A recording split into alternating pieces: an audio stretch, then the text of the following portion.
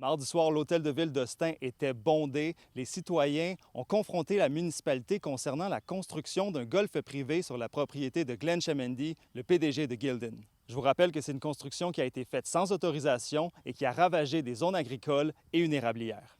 Quel mécanisme prévoyez-vous mettre en place pour faire respecter votre réglementation et pour faire les suivis?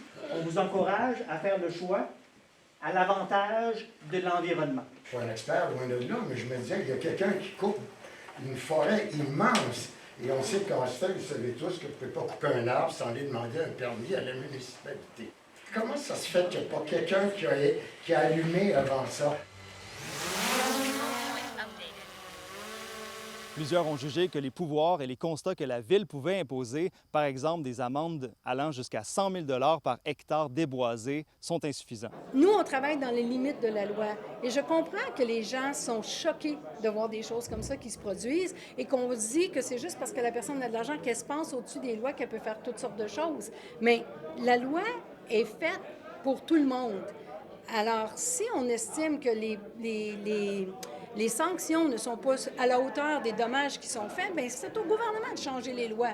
Moi, je ne peux pas faire plus que ça. J'en appelle encore au gouvernement du Québec de faire exemple de cette situation-là parce qu'on a une transgression environnementale majeure sur un réservoir d'eau potable régional. Ça prendrait des peines exemplaires parce que le message que ça envoie, vous avez entendu comme moi les montants qui peuvent être donnés, bien, je pense que ça ne décourage pas les gens à protéger l'environnement. Puis nous, chez nous, depuis 1967, c'est ce qu'on fait. On pense aux générations futures. Puis ce qui a été fait aujourd'hui, c'est vraiment une attaque à l'avenir de nos jeunes. Je suis un peu perplexe. Sur certains aspects, je suis un peu déçu. J'aurais aimé avoir des précisions peut-être un petit peu plus concrètes, si vous voulez. Je comprends qu'on est dans un processus d'analyse puis que ça peut être très, très long.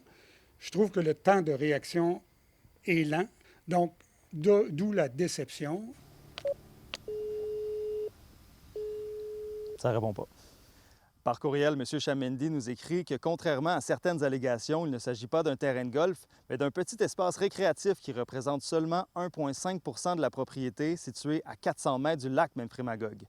Les travaux ont volontairement été arrêtés le 15 août et notre intention a toujours été de collaborer de façon ouverte et constructive. C'est de s'assurer qu'on travaille bien. C'est pas parce que le monsieur a de l'argent qu'on va dire on n'ira pas là. Ce qu'on dit, c'est qu'on va s'assurer que notre preuve est béton avant d'y aller. Puis lui, bien, après ça, il fera son travail, là. Et s'il veut aller plus loin dans le dossier, il le fera. Mais ce que je dis, c'est qu'on va essayer de réduire les risques que ça se produise. La municipalité dit poursuivre ses vérifications et a justement mandaté les services d'un arpenteur pour faire des analyses supplémentaires. À Austin, Alex Soro pour Nouveau Info.